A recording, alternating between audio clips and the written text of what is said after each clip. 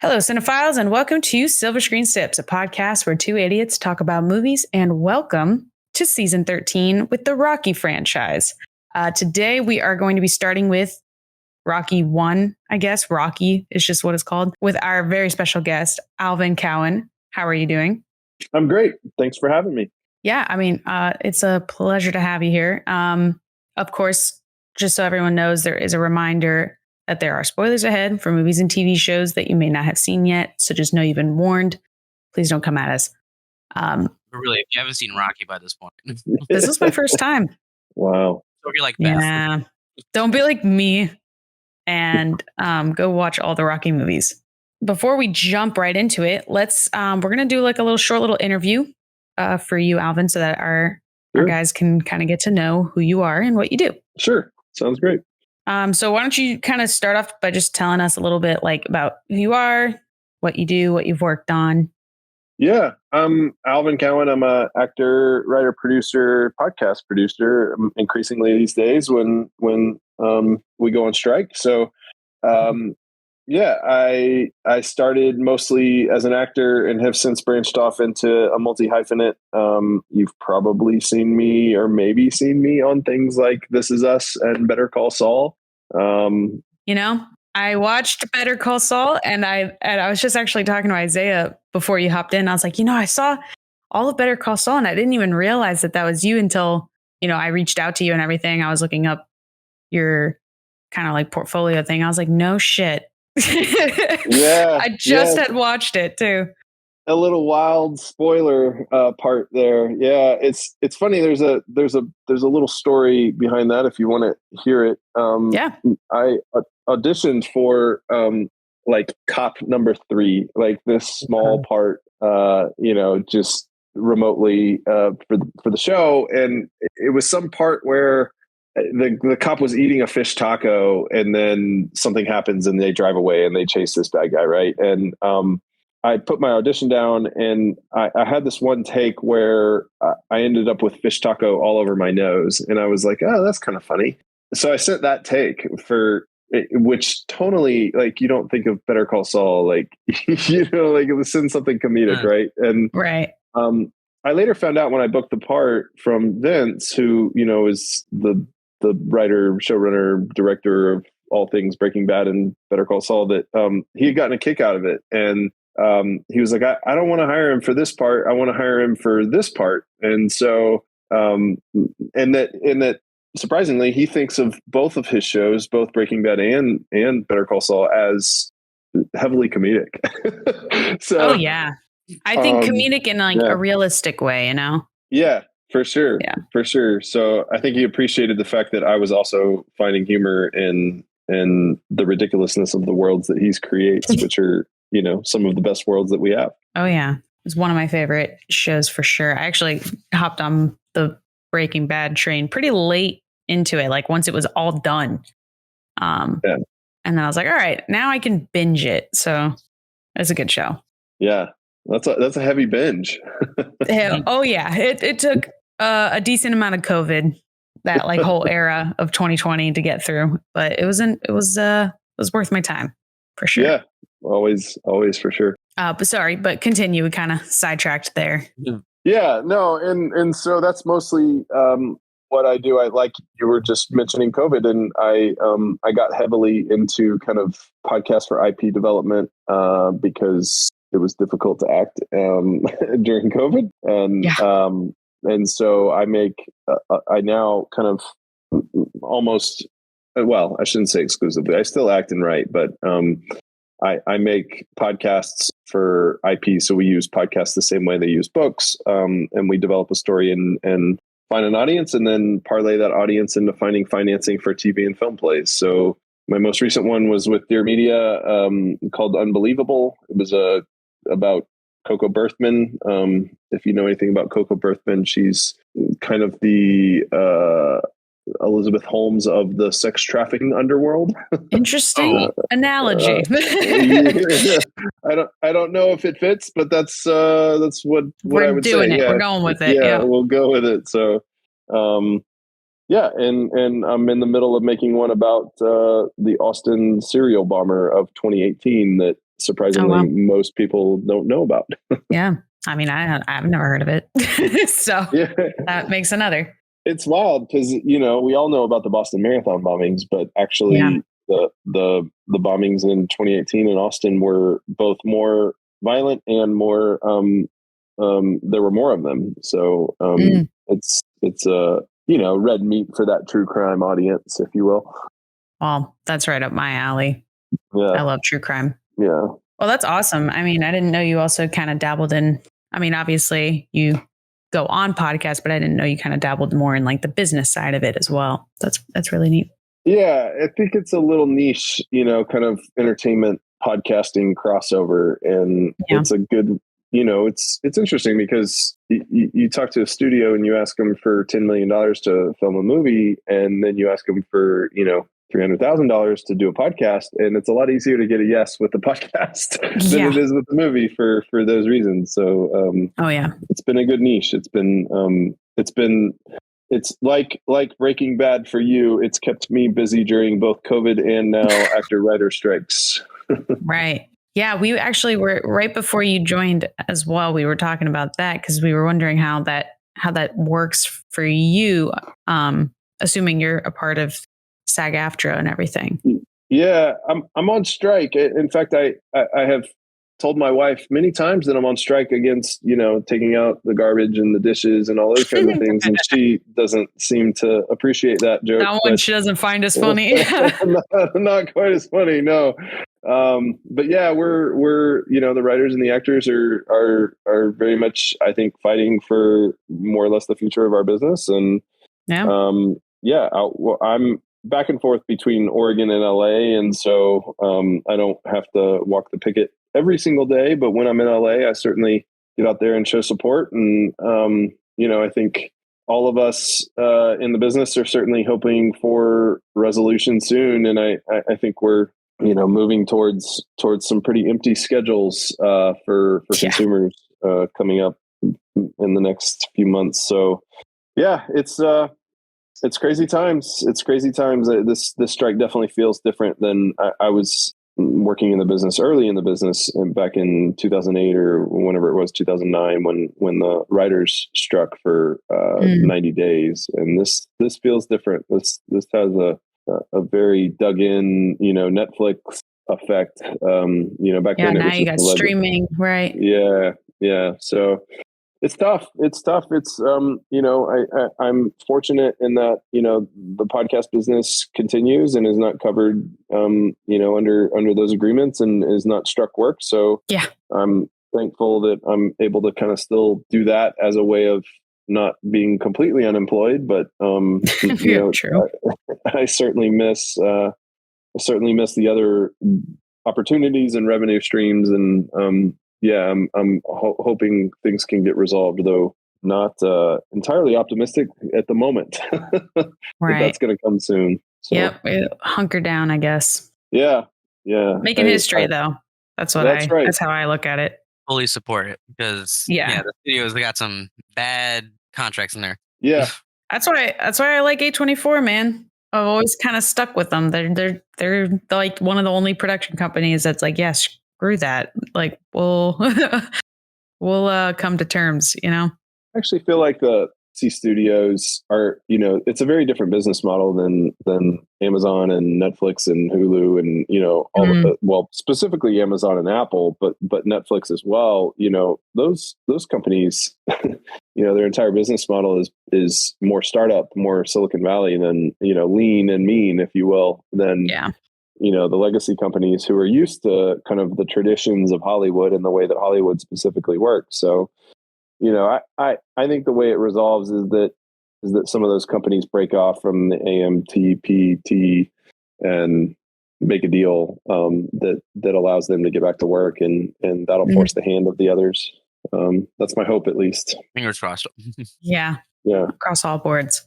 Yeah. Now, I believe Isaiah also had a question he wanted to ask. Well, since you did mention that you did work on a bunch of projects for TV and for podcasts and stuff like that, I was wondering what was your favorite project to work on so far? Being like, yeah, this one I could dedicate so much time to, and it'd probably always keep going. Yeah, that's tough. I mean, I think that like my most Hollywood experience was I did a small, ultimately part that got cut off of American Sniper, where I got to be in a scene with Bradley Cooper and got to be directed by Clint Eastwood. And that was pretty Of course juicy. they cut it, right? Yeah. And ironically, I was able to get that footage, and it sits on my reel. But I've otherwise remains unseen, I think, to the broader public. But yeah, that was, I mean, look, like those two names are legends in their own right. And, that was as big of an experience as I think you can have in the actor chair. So yeah, I would say just like I always think about like the experiences I've had in the industry, and that one always stands out as kind of unique and different, just because of the people and the talent level that was involved. I think that, I've made, there's been a couple scripts that have been bought and returned, never made, but that has always been good business. And I think it's difficult. I think the other lens through which to answer that question is economically. And I have a couple scripts that just kind of seem to keep getting optioned and then never made. And in some ways those are huge. I mean, that's pretty common, of course, but those have been boons for myself financially. And I think continue to put those out there and hope that someday somebody decides that they want to actually produce it. I mean, yeah, that's the dream, I guess. Yeah. Yeah. So like, I know we've talked a lot about working, both on TV and on film production sets and stuff. So I wanted to ask, what would you say are like the differences and similarities between working on both types of sets, both film production and TV production? Like, are there any like super contrasting structures or anything like that? Good question. I mean, for the most part, I've noticed, at least in the experiences that I've had, that film sets can move mildly slower. Of course, in film, directors are in charge, and in TV, writers are in charge. And TV is on a cadence that seems more aggressive than film, depending upon the level of film.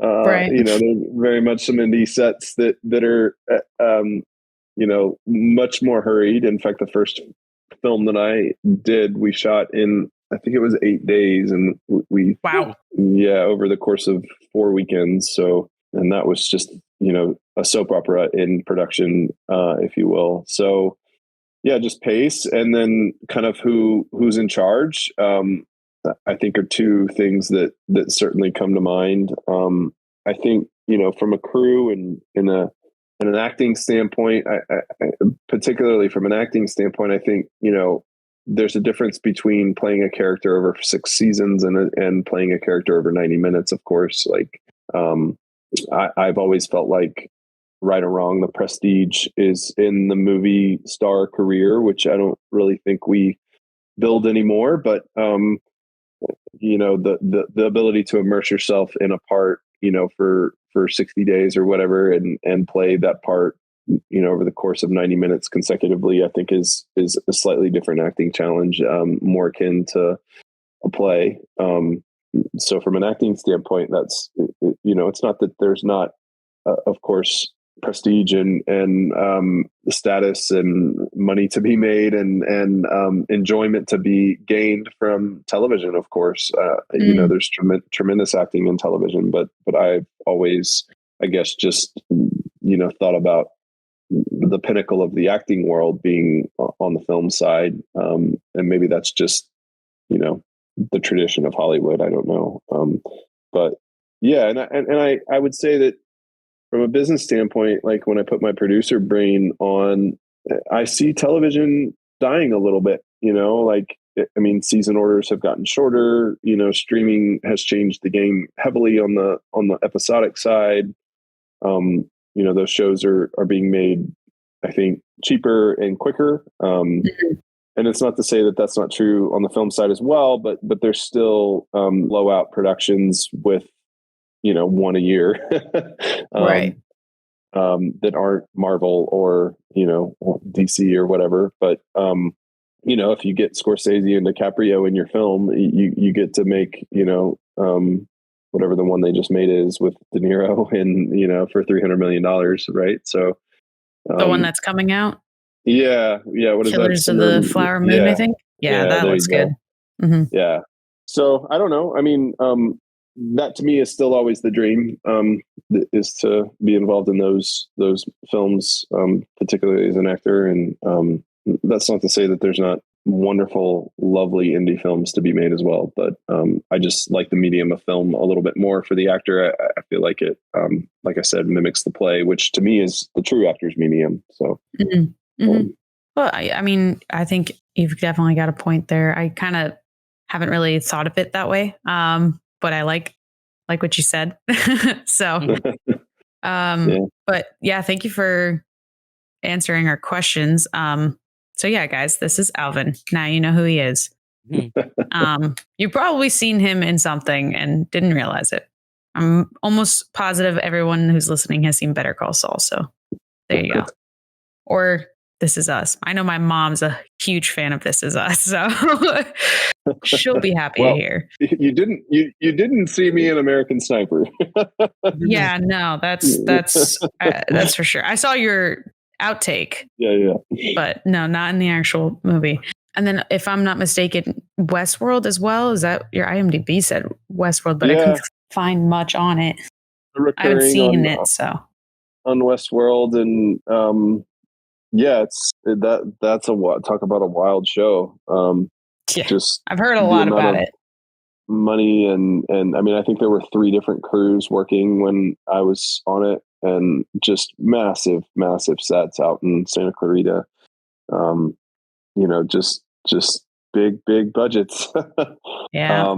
And obviously, did well, I guess, for them for a while. But certainly a highly produced, highly extravagant experience for me as the actor. I remember, like I said, just like the mechanics of putting that show together from like an organizational standpoint, I can only imagine just, the horses and the sci-fi elements of it. And all the work. Yeah. Like it was a, oil tanker of, that you would have to move daily. So, right. A wild experience, but a fun one as well. That is awesome. All right. Well, now we are going to hop into our first segment of the episode, which is This Week in Hollywood. We haven't done this in a little while, so we've got some interesting headlines for everyone. But obviously, with the strike going on, there isn't a lot of news, honestly, regarding like actors and future films, because everything's kind of on a hold. But we do have some interesting ones. Just want to point that out. I guess, Isaiah, you can start it. Yeah, raise your hand if you're a Swiftie. Nope. No, not Swiftie. No Swifties here. I got a coworker who's a big Swiftie.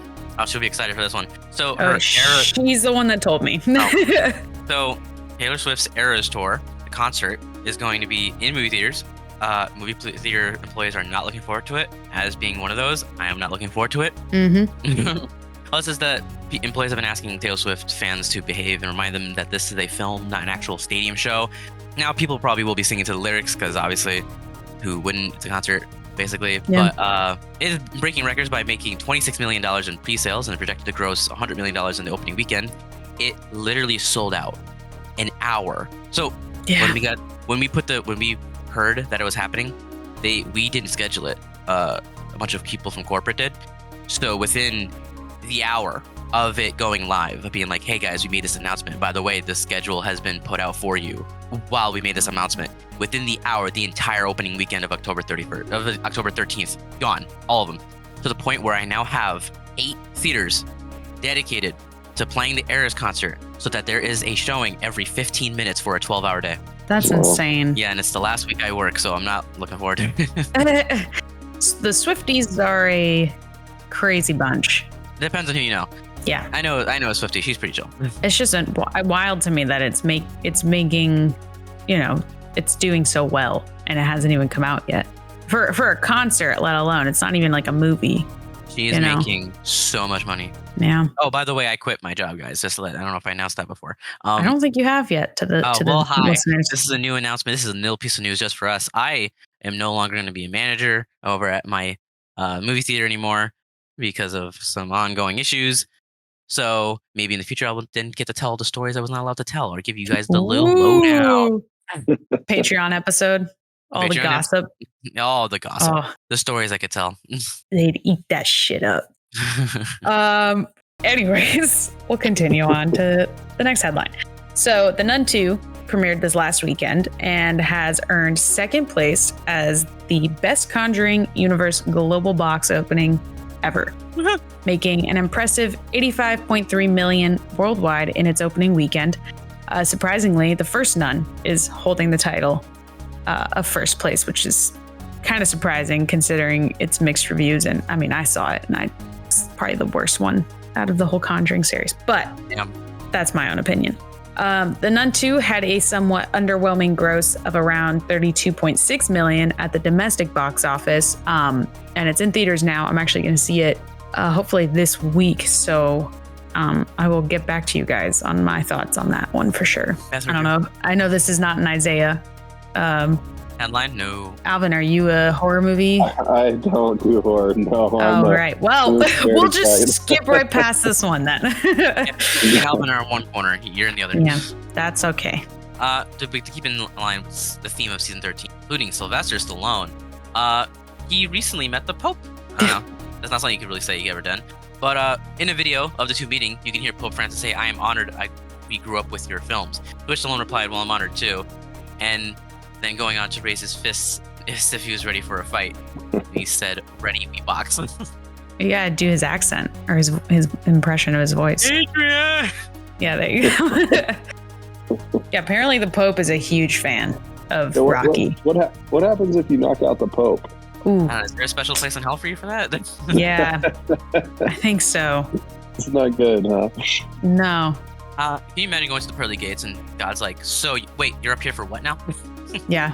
So hold on a sec. All right. So you've done this. You've done great things. Wait, hold on. What was this? He like glances over and he's just like, "Do you fight the Pope?" Like, dude, big no. All right. Now, this is perhaps the funniest headline I have read in a while. So I thought, why not share it with you guys for a little lighthearted headline. So Stephen King, my man, his wife threatened to divorce him because he wouldn't stop playing the song Mambo No. 5. Yeah. The one we all know and love. Mm-hmm. Now, King stated in an interview that he had an instrumental version and that, quote, "I played that thing until my wife just said, 'One more time and I'm going to fucking leave you,' end quote." And I think that's just great. I love it. So good. Wonder what the appeal there was for Mr. King. That's how he gets inspiration for all his books, I bet. See, there's some crossover between this kind of weirdly comedic and this horror element, right? Like, yeah, you need a little bit of both, you know? The same general insanity, maybe. Oh, yeah. Now, the new Mortal Kombat video game, Mortal Kombat 1, is releasing September 14th. Features returning Natira, who's being played by none other than Megan Fox. Interesting. Those comments she made about drinking blood kind of make sense now. Fox stated in an interview that she's evil, but she's also good. She's trying to save her people. I really like her. She's a vampire, which obviously resonates for whatever reason. Reason. Yeah, the drinking blood is really starting to make sense. Yeah.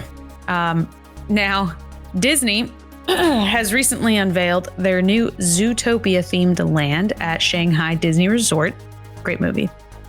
The land features an exhilarating ride called Zootopia Hot Pursuit and includes a trackless ride technology, much like what you see at the Disney here in Florida. There's a trackless ride as well. Ideally, the land is meant to hype everyone up for the sequel, Zootopia 2, and is said to be extremely immersive, whatever that means. It didn't really go into detail. You get to have your own fursuit. Yeah. The land is going to open late 2023, and there's no current release date for the sequel, but it has been in talks, and I think it's been confirmed that they're currently writing it. So, well, they're not writing it. Yeah, well, that's true. That's true. Not currently writing it, but they were, and now they're taking a pause. No. Yeah. But anyways, that concludes this week in Hollywood. You can find all of our sources cited on our Discord channel. Now it's time for a drink, which means it's time for Big Lou's Big Brews. We actually got a special episode today, and the next two episodes are also going to be special because we have drinks brought to you by our sponsor as well. So we'll talk about those in a minute. Isaiah, why don't you do Lewis's drink and then I'll do our sponsor's drink. Okay, so this is the Rocky Balboa shot. Comes from the Huffington hold Post. On. Sorry, okay. before we start, I'm going to already stop you. Alvin, do you drink? I don't. I don't drink alcohol anymore. Yeah, I don't drink alcohol anymore. Okay, that is totally fine. We've had a lot of people in the past also who don't drink anymore. So I might as well ask up front. Well, best way to go about this then is just tell us if it sounds like something you'd drink. Okay. Just based off the ingredients. And then at the end, we rate it a 1 out of 5. Sounds good. Okay. All right. Sorry, Isaiah. Go ahead. So this is the Rocky Balboa shot. Comes from us from the Huffington Post. Okay. And he included an excerpt here, and I'm going to read now. Down the street from our office in downtown Santa Ana. Oh, this is California, not Texas. My bad.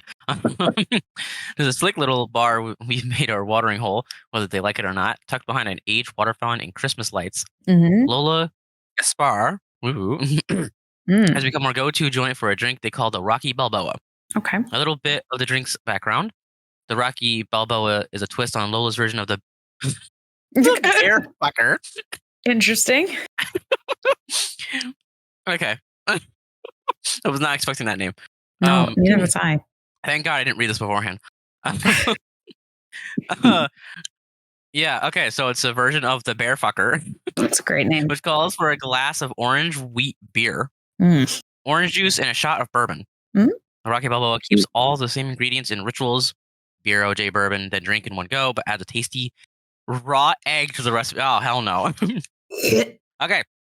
Ingredients include 1 orange wheat beer. They happen to use Hangar 24. A dash of orange juice, a shot of bourbon, and 1 raw egg. What you do is you pour the beer into a tall glass. You then, in order, pour the OJ and the bourbon, crack open a raw egg, and drop it in it. Drink and enjoy. Now, the raw egg is at your own discretion, because if you eat it wrong, you may get sick. Okay. All right. Let's dissect this for a second. It's a 1 out of 5. It's a 1 out of 5. Yeah. Let's just think about this. I understand why the egg, right? Because like Rocky downs how many eggs in this movie? Like I think it's 5. Yeah, that man. I wonder how many takes that took, but that's a whole nother conversation. Yeah, that's just a straight up. That's going to be a 0. I don't even think that deserves a 1 in my book. A raw egg, that's risky. I just wonder. I mean, that's all like. The flavor the flavor mix is pretty gnarly there because you get the burn of you get the citrus of the orange juice. I can see orange juice in a wheat beer, right? Like that's Blue Moon, right? Like you put an orange in a Blue Moon, like I could see that being pretty good. And the egg, I wouldn't imagine adds much to the flavor profile. So it's really just a textural thing. Yeah. Yeah. I'm with you. I would give it a 1 just for the experience, but that does not sound appetizing. Yeah. All right. So pretty bad ratings all around. Thanks, Lou. Awesome. Thanks, Lewis. Now, let's move on to the other drink we have for today, which is from our good old sponsor, Shaker and Spoon. So Shaker and Spoon is a monthly subscription service that gives you bar quality recipes and ingredients designed by award-winning mixologists Now, their latest box, the Speakeasy box, which is the one we're going to be talking about today, features amazing cocktail recipes for gin lovers that revolve around the Prohibition era. Very interesting. Yeah. So we'll be reviewing the drinks this season. So if you'd like your very own box to drink along with us, then head on over to shakerandspoon.com and use our promo code SIPS10 to get $10 off your first subscription. Again, that is promo code SIPS10, SIPS10 to get $10 off. Now, the drink we're going to be talking about today from the Speakeasy box is the Pandana Tonic. I'm assuming that's how you say it. Pandana. Like bandana. But with a P. Now, here's what's in the drink. I actually made it right before we hopped on this call, so I can give you firsthand my experience, but let me tell you what's in it first. So we have 2 ounces of gin, as it is going to be with all of our other drinks from this box. I bought Classic Club dry gin. It was cheap. I don't own gin, surprisingly. I have a pretty broad selection of alcohol in my bar, but I do not have gin. So I just bought the cheapest one because I didn't know it was good. Yeah. Then you're going to put 2 ounces of gin into a shaker, and you're going to add 1 ounce of the banana-pandan syrup, which is provided by Shaker and Spoon. So it is a unique syrup that they have created, so you can only get it through the box. And then you're going to add ice into the shaker, shake those 2 ingredients up. Once you've done shaking for like 15 to 30 seconds until there's a frost on the outside of the shaker, remove the lid and then pour in 4 ounces of tonic water. That's also provided by Shaker and Spoon. And then you're going to not shake that. You're just going to leave it in the shaker and strain it into a tall glass with ice and enjoy. Now, quick reminder, all of the ingredients I mentioned, minus the gin, is provided by Shaker and Spoon in every box. So you get about 3 different cocktails per box. And then all you have to provide is the alcohol part. And then they give you all these cocktails you can make with all these different ingredients that they provide for you. It's a lot of fun. And they're always themed, which I love themes. So what do we think on the Pandana Tonic? Does it sound good? Does it sound bad? I think it sounds pretty good. I mean, I would have upped. I would have sprung for some nicer gin than your well, but yeah. I probably would have enjoyed it more if I had bought in a nicer gin. A little bit heavier. My father-in-law is a gin drinker, and he's traveled all over Pan Asia, and what he calls the gin safari, which happened to coordinate with his work. But he has tried God knows how many gins, and he tells me that this Monkey 47 is his favorite. Monkey 47. So okay, I trust that recommendation. I will keep that in mind for the next time. I'm going to be honest. This gin was like $8, and then I had like $5 off coupon because I go to the liquor store that much. Yes, I am ashamed. And it ended up being like 2 something. And I was like, this feels so wrong. Like, this cannot be good gin if it's this cheap. First problem is that it's dry.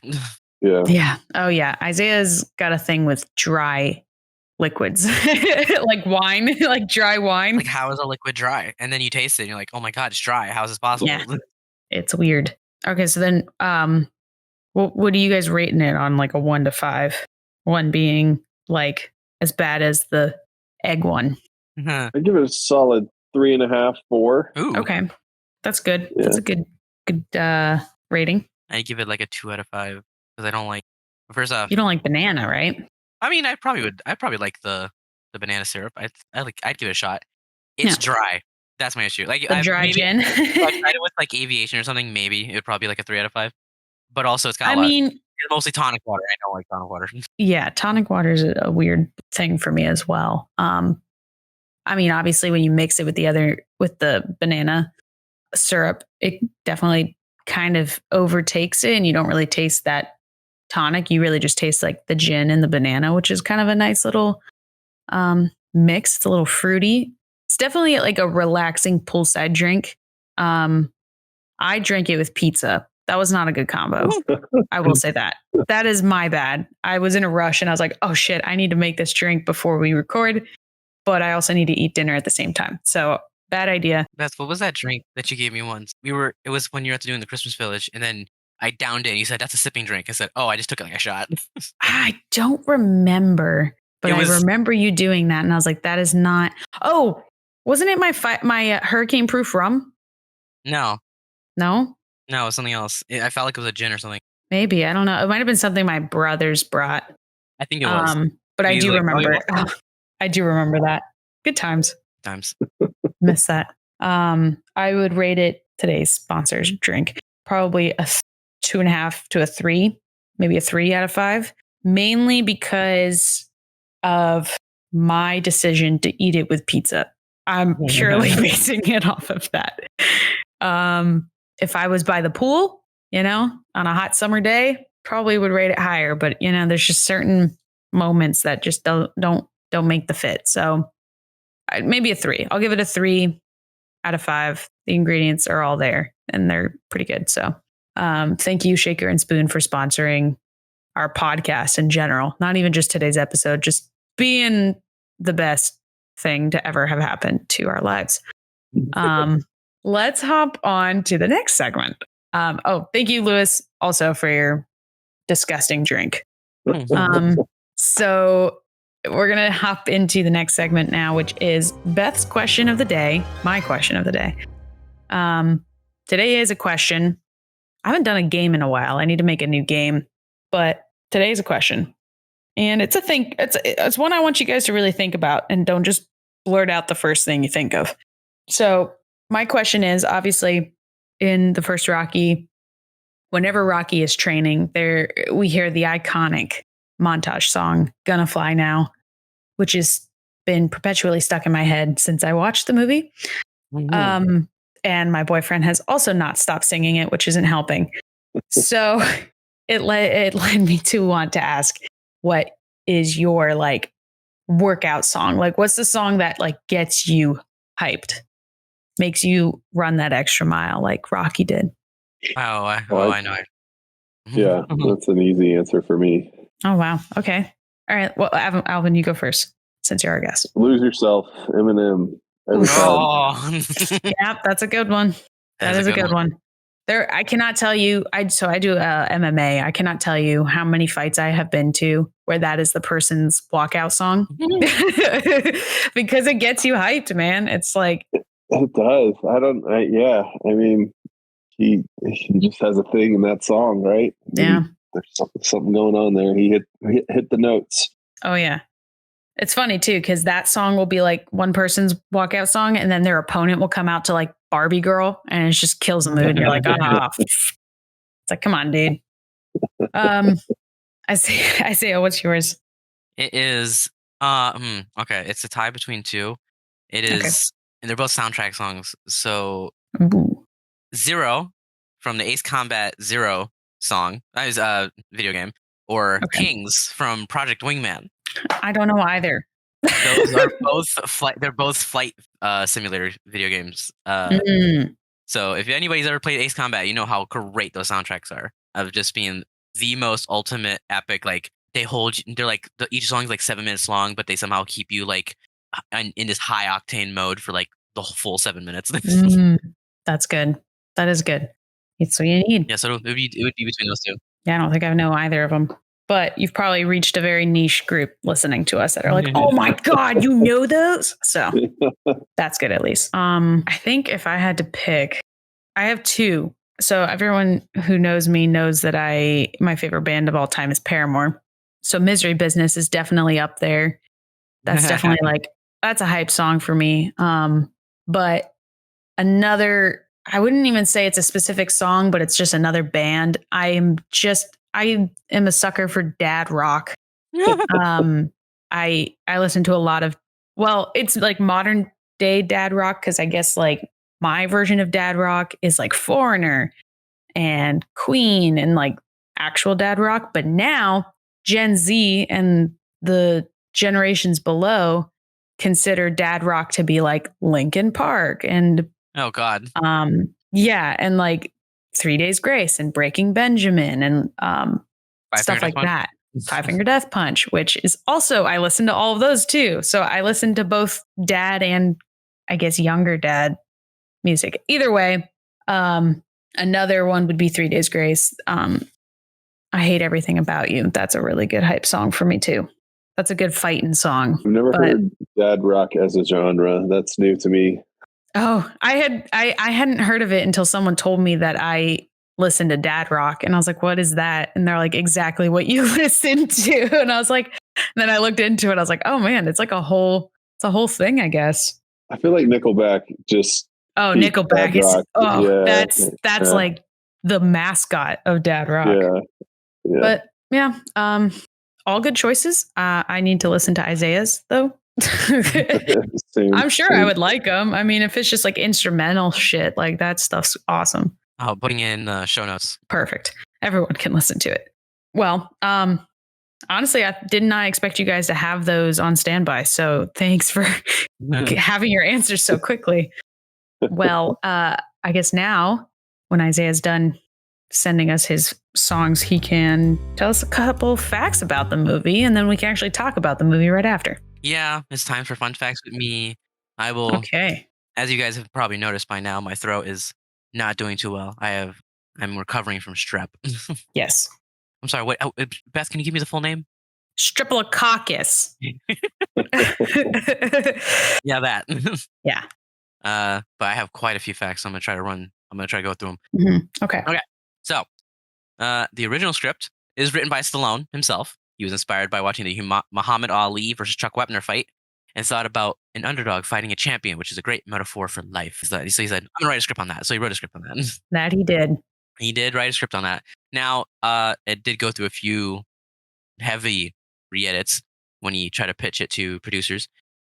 So his draft kind of differs a lot. Like the story is pretty much the same, but like a lot of different things that happen, like a lot of scenes and a lot of beats changed. Mm-hmm. Now, after producers Erwin Winkler and Robert Chartoff became interested in the script, they offered Sylvester Stallone an unprecedented $350,000 for the rights. Sylvester Stallone at the time only had $106, no car, and was trying to sell his dog because he couldn't afford to feed him.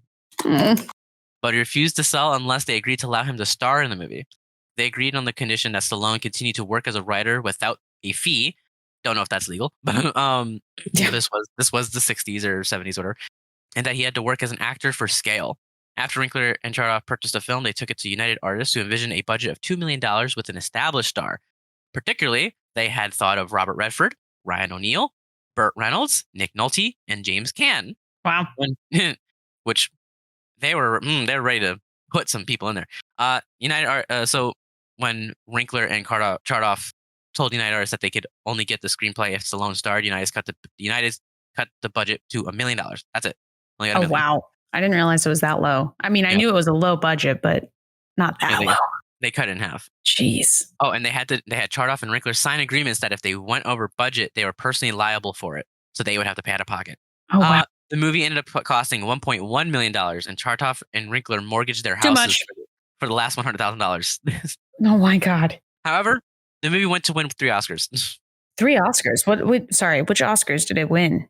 So yeah, it won for 1977 winner for Best Picture. Wow. That's crazy. It beat out Taxi Driver. Wow. That is very surprising.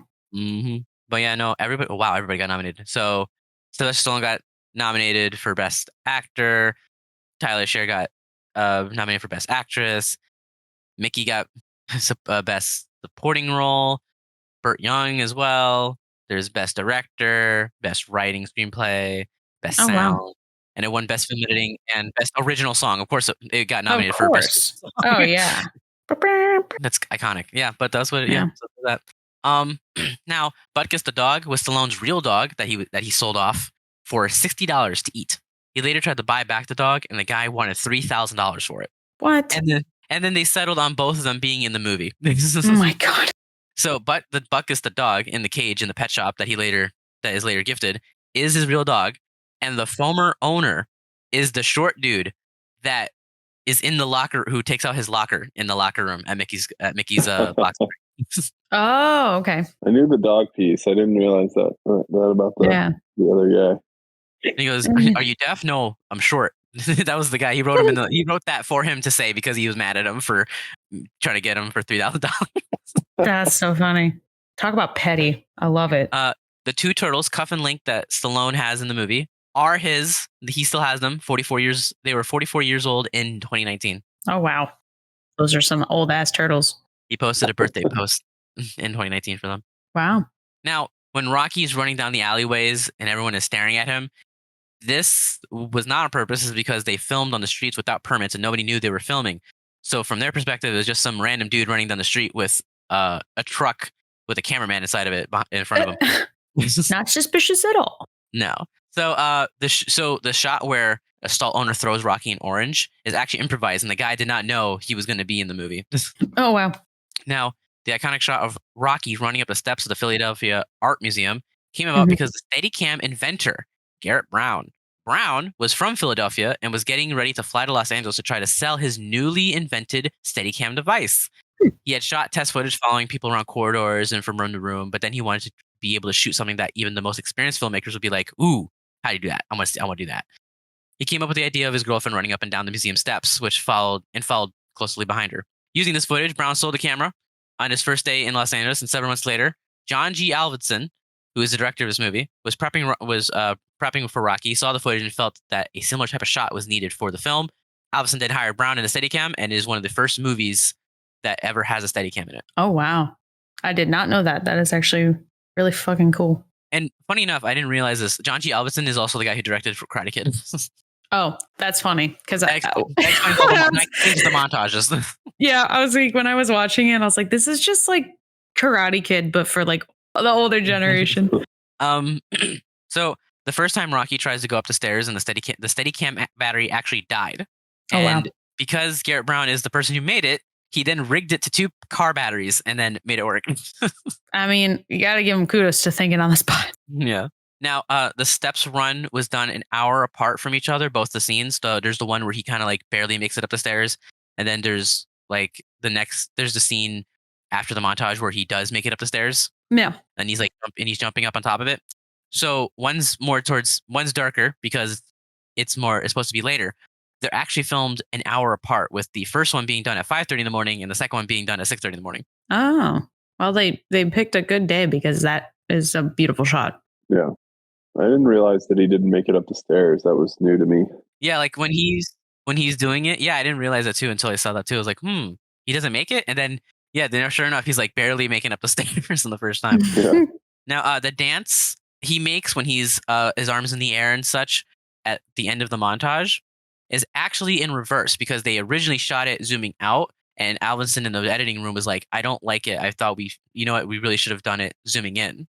I thought it looked weird. Yeah, so the editor ended up just putting it in reverse, and he said, "Okay, it works."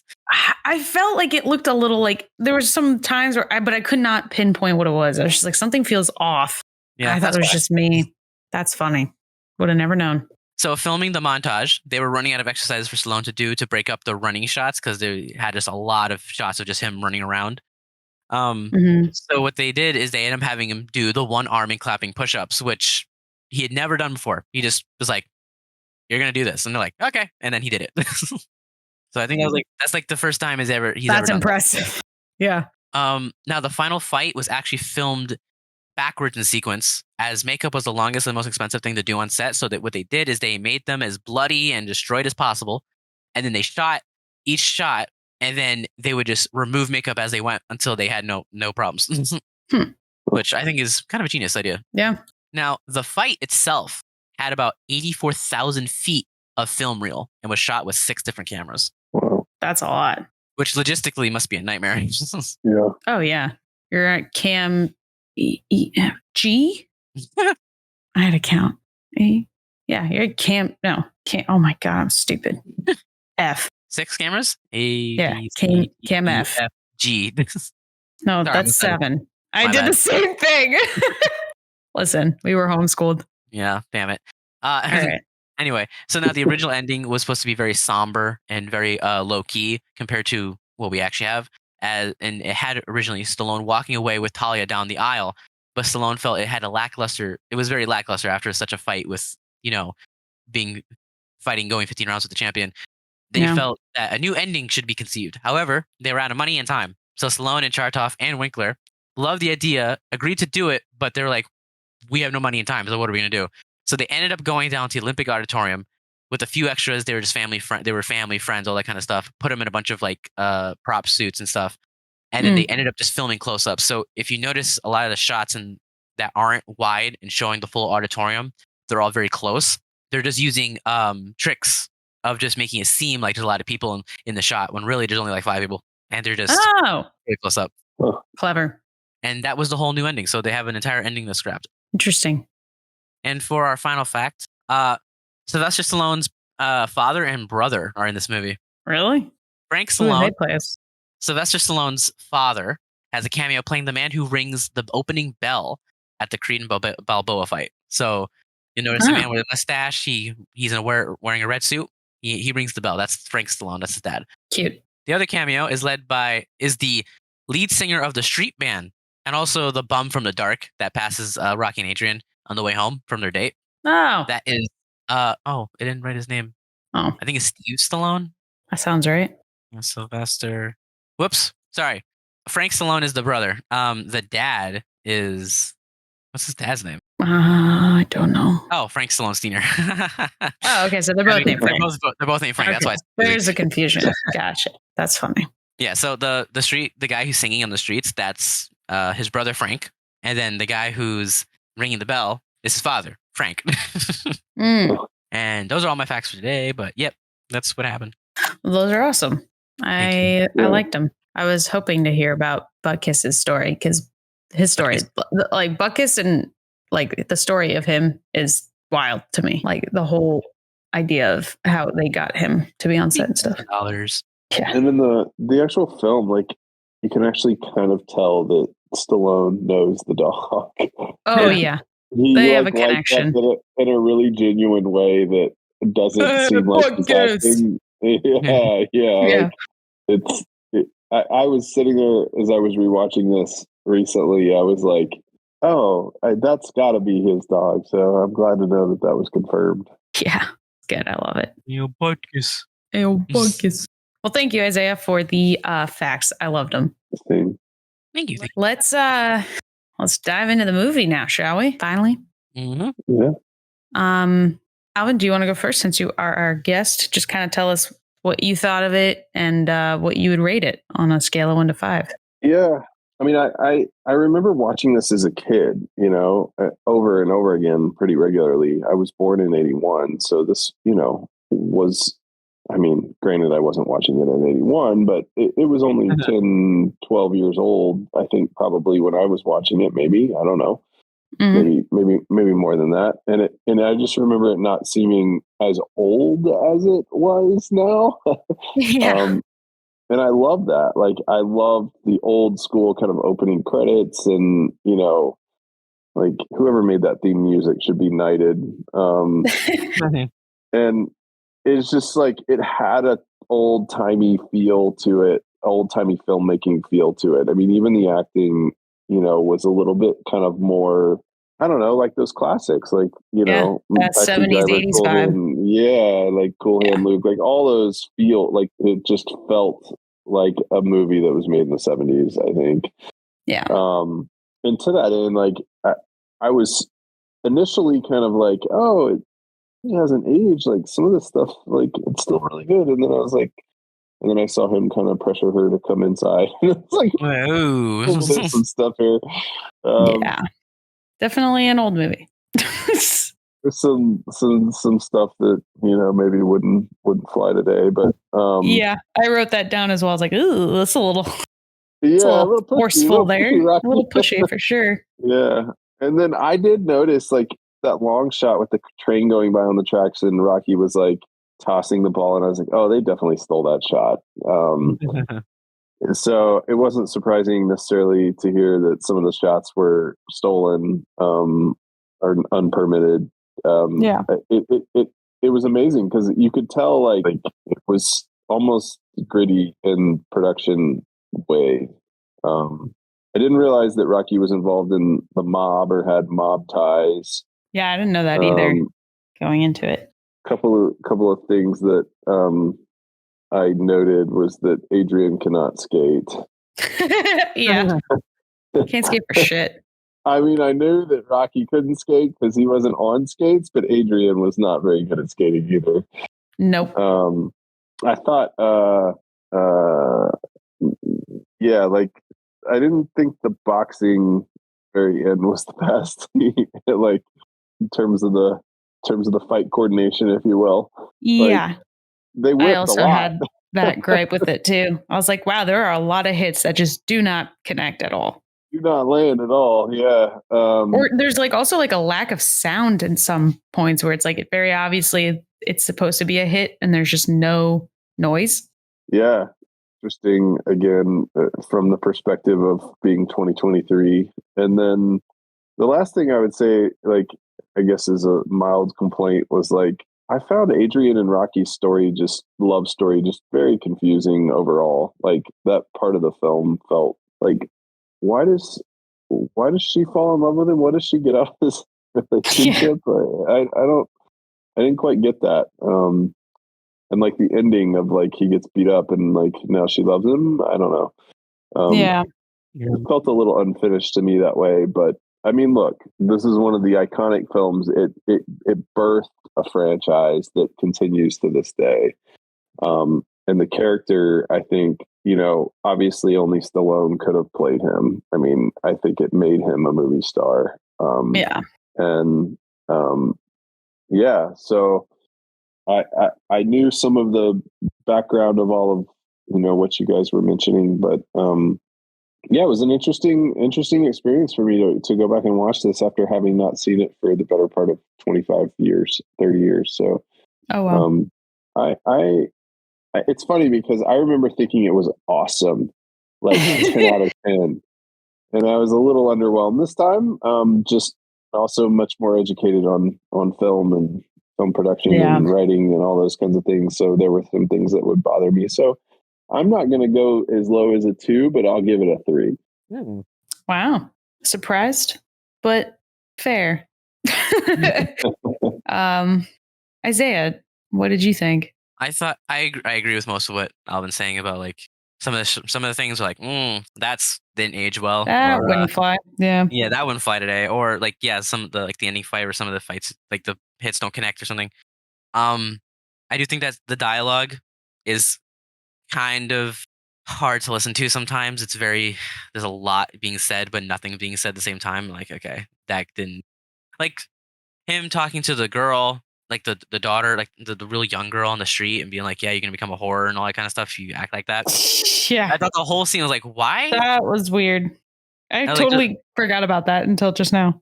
Yeah, like that whole scene could have been cut. And then like also all the dialogue in that scene, it was just a lot. And I was like, you just could have been like 15 seconds if you really need to include it. And I don't think you need to include it.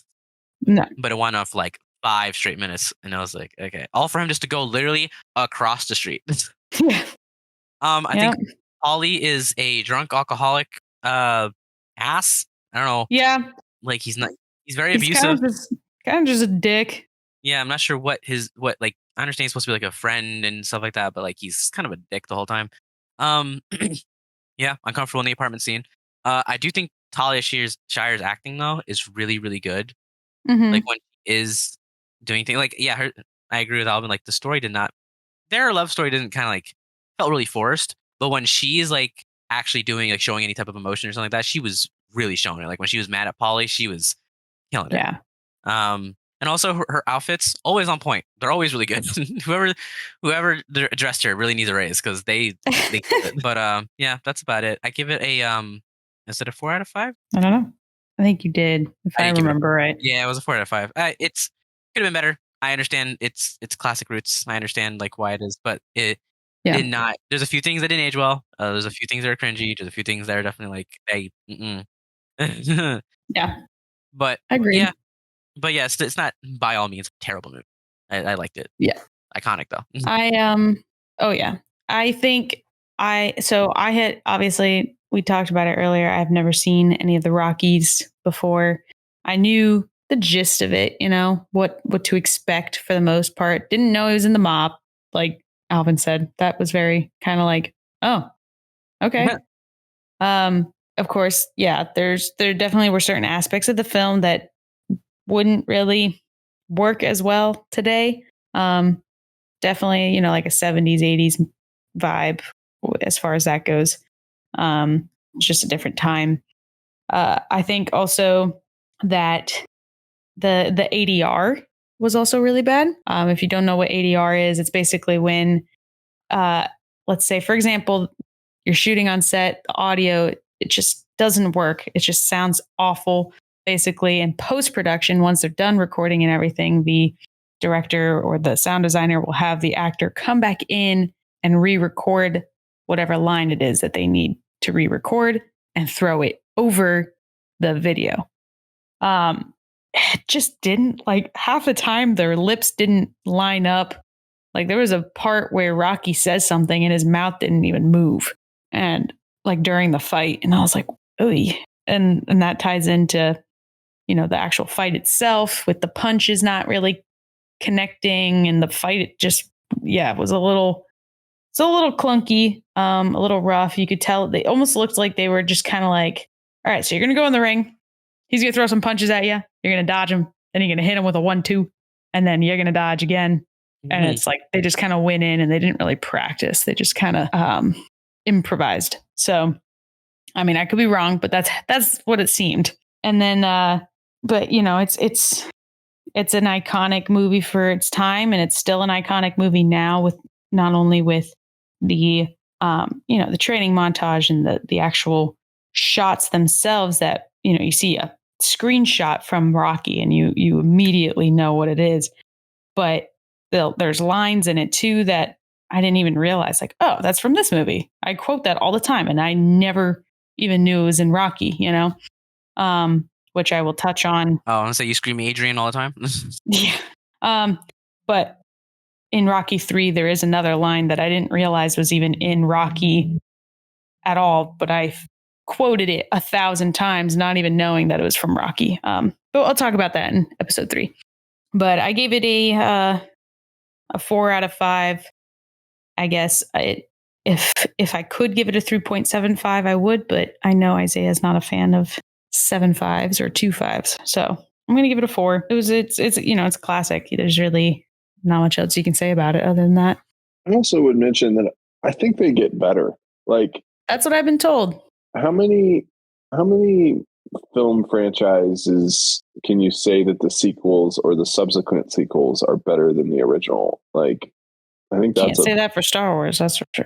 Pretty fair question, and I don't know that I've seen all of the Rockies, but I do know that Rocky IV was a pinnacle of Cold War politics.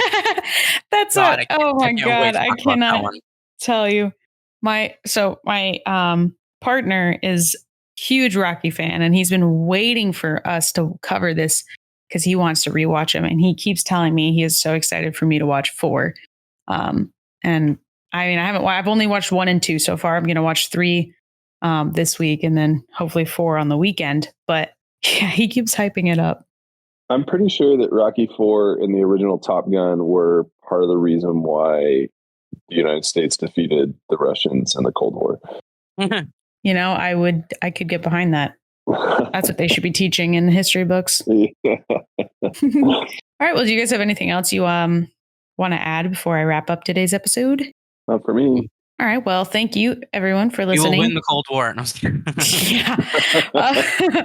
Thank you everyone for listening. Yeah, to today's episode, and welcome to season 13 again. Of course, thank you, Alvin, for joining us today. Yeah, thanks for having me, guys. It was a huge honor. Do you want to take a second, kind of just plug any like social media or anything? Like, I know right now with the strike and everything, there's not a lot going on in the sense of projects, but if you want to plug any social media, now would be a great time. I'm probably most active on Instagram, where I'm AECowan10. That's probably where you can mostly find me. And would love to connect with anybody that wants to connect. But yeah, you're right. There's not a whole lot going on. Like I said, you'll see. I guess the next thing I'll release is the 5th season of the Witnessed franchise, which is based upon the Austin bomber that I mentioned earlier. So Right. That'll be kind of the next drop from me. But thanks again for having me. Yeah, of course. And if anyone wants to go watch see any of his work, go watch all of Breaking Bad or Westworld. Yeah. But yeah, thank you again for being on the show. And also anyone who is listening still, please go send in your listeners episode movie suggestions at silverscreensips@gmail.com. Our next listeners episode is going to be Halloween themed.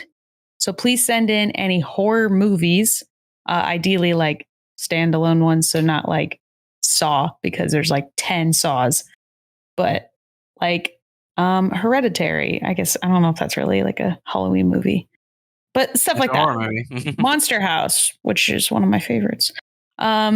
Anyways, yeah, please send in movie suggestions for Halloween themed movies, and we will be reviewing those and picking some for that episode, which will come out like the day before Halloween, which I'm super excited about. But yeah, thank you everyone for listening, and thank you again, Alvin, and we'll see you guys all next week with Rocky 2.